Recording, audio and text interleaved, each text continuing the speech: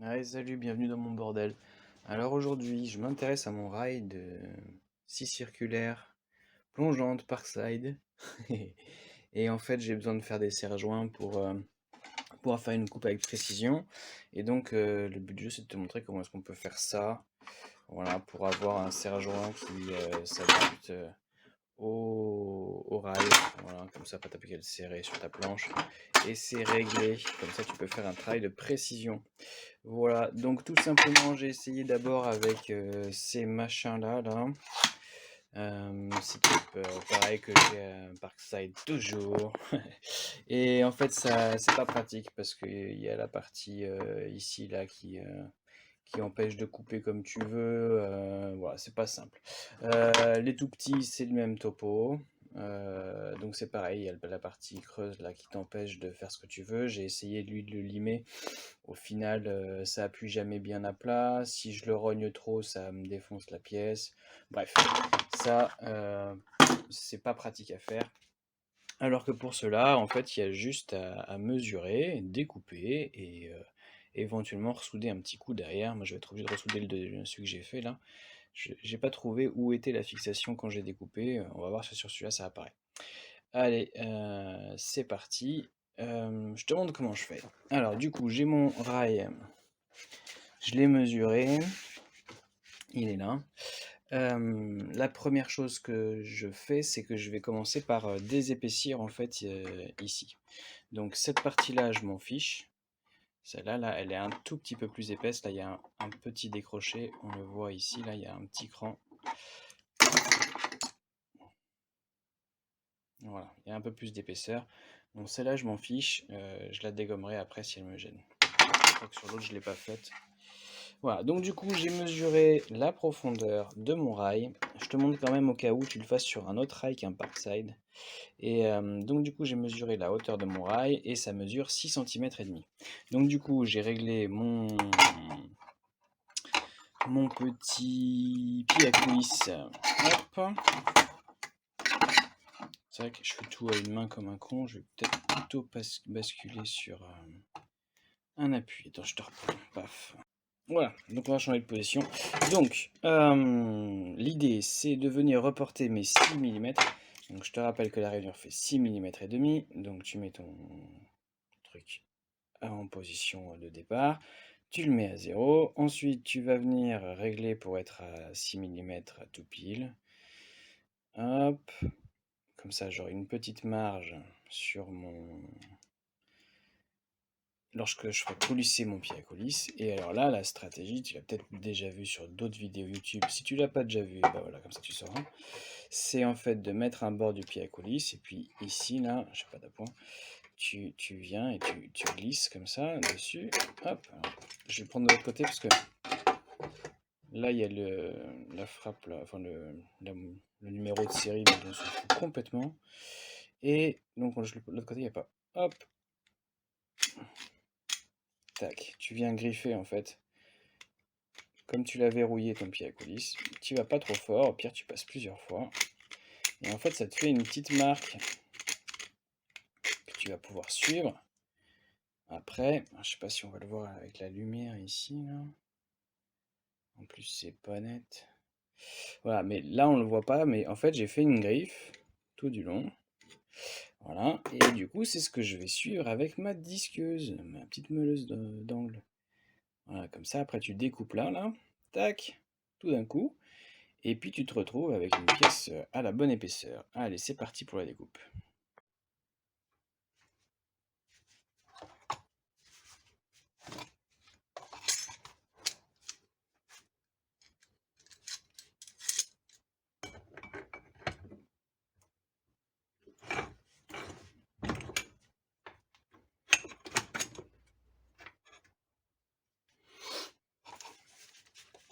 T'oublies pas les EPI. Minimum.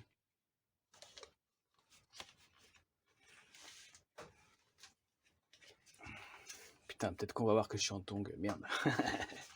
Fais pas en tongue.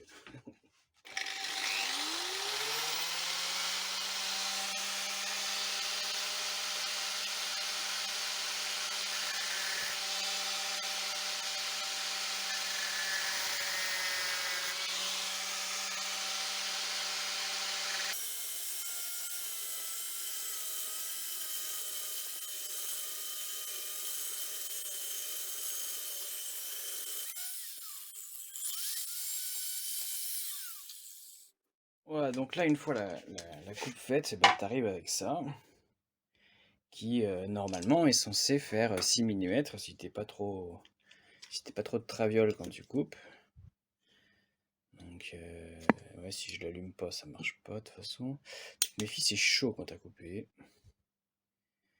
Alors là, j'ai bien foiré mon coup, mais c'est pas grave, je le reprendrai après, il passera pas du premier coup. Je pense que je me suis foiré, mais bien. C'est pas du tout droit. Bon, c'est pas grave, je le reprendrai après pour qu'il fasse 6 mm et puis qu'il puisse coulisser librement. La deuxième étape, ça va être sur ce serre-joint, c'est de le désépaissir parce que là, au plus étroit, on va dire qu'il fait 14 et au plus large, il fait 19, 18, pardon. Voilà. Sauf que ma rainure, si je me souviens bien, elle fait 12 et demi. Donc je reprends la mesure ici, dans ce sens-là. Et on a 12,70. Donc voilà. Et au minimum, pour pas traverser le rail après, pour qu'il prenne appui sur les bords, au minimum on doit être à 9. J'arrive pas à une seule main. La main gauche, je suis pas doué. Hop. Pourtant je la bosse, mais. Clac. Là, ce sera mieux comme ça. Voilà.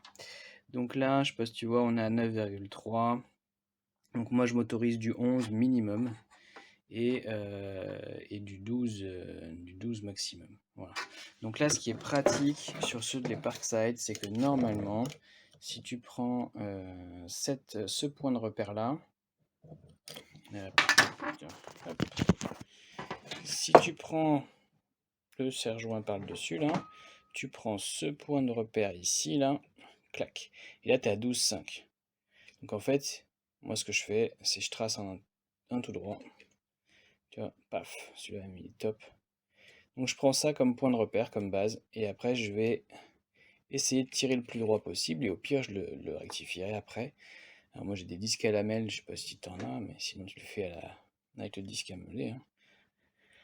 Et ça marche aussi très bien. Allez, c'est parti pour la découpe.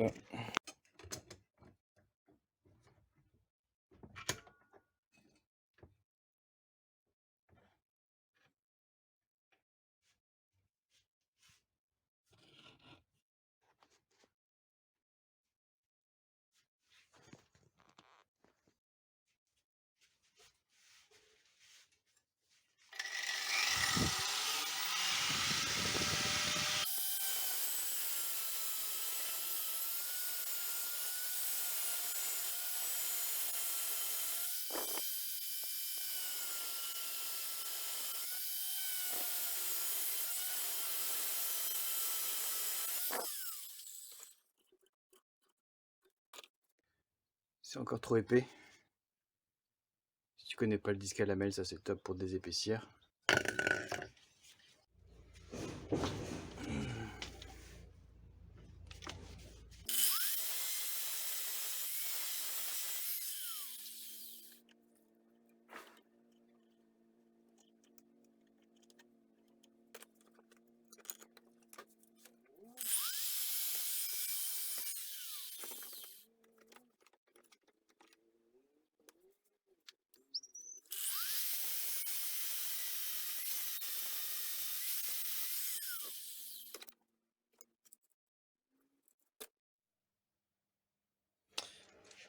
Voilà, ça y est, on y est. Donc celui-là, alors j'ai repris un petit peu parce que là c'était un peu trop épais, là il y avait une surépaisseur aussi. Du coup j'ai repris un petit peu partout au disque à lamelles. Ça permet de finir, il faut que je repasse un petit coup pour que ça fasse propre. Donc tu vois là, paf, du coup maintenant, j'ai été obligé de reprendre un peu, ça n'a pas marché du premier coup nickel, mais par contre là maintenant, voilà quoi. L'avantage c'est que maintenant je peux prendre n'importe quelle pièce, hop, je peux le mettre là. Je peux me mettre là. Voilà, je peux prendre un tout petit truc là, tac, comme ça. Tac. Voilà. Et là, si je dois venir couper ma plaque, mon bout de bois, ça va être nickel. Là, il est tenu et puis. Donc voilà, je peux passer avec ma scie circulaire et puis puis couper hyper précisément sans que ça bouge d'un pouillème. Voilà. J'en ai juste un des deux. Je crois que c'est lui, non? Ouais, je vais juste revenir à faire un point de soudure sur le dessus pour bien qu'il prenne partout. Et puis, je verrai si ça suffit ou pas. Sinon, j'en ferai un. Non, c'est celui-là. On voit que lui, il s'est desserti là.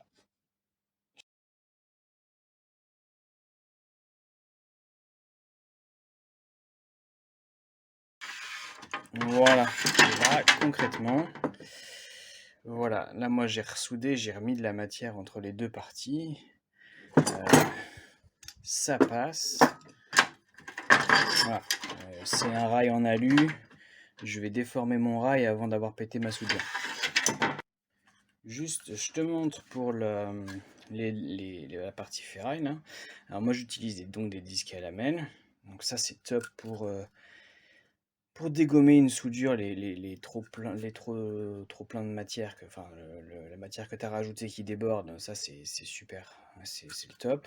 J'utilise, bah, ça c'était encore du Parkside celui-là. Alors voilà, je ne prends pas que du Parkside, mais là-dessus ça va pas mal du tout. Là c'est du 60, donc ça décape assez fort. Il en existe en 80, il y en a différents trucs. Différents grains, ça dépend. Voilà, celui-là était déjà un peu utilisé, donc il décapait plus non plus à mort. Et surtout, alors voilà, ça c'est le conseil à la con, mais pour les disques que tu mets sur la meuleuse d'angle quand tu découpes de la ferraille, ça sert à rien d'aller foutre un disque qui fait 3, 4 ou 5 mm de large, tu fais rien de bien. Là c'est des 1 mm je crois. Je sais pas si on va le voir. Ouais, c'est du 1 mm. On en trouve partout sur le net et dans les magasins de bricolage normalement. Et franchement, c'est vachement plus simple pour découper. Surtout en particulier quand tu attaques la matière. Avec les disques épais, tu vas avoir tendance à arriver, ça va avoir tendance à rebondir. Et parce qu'en fait, il est trop épais et du coup, il accroche. Il accroche, mais il te guide pas autant. Là, celui-là, comme il est très fin, à partir du moment où tu as touché, finalement, tu as fait une rainure. Tu as peut-être vu sur la vidéo de tout à l'heure, en fait, je fais juste une petite rainure pour mon guide en suivant mon trait. Et ensuite, dès que j'ai fait cette petite rainure, mon disque il bouge plus, j'ai plus qu'à suivre et c'est hyper simple. Et en plus, ça coupe hyper vite parce que forcément, tu enlèves vachement moins de matière. Et quand tu dois découper, c'est top.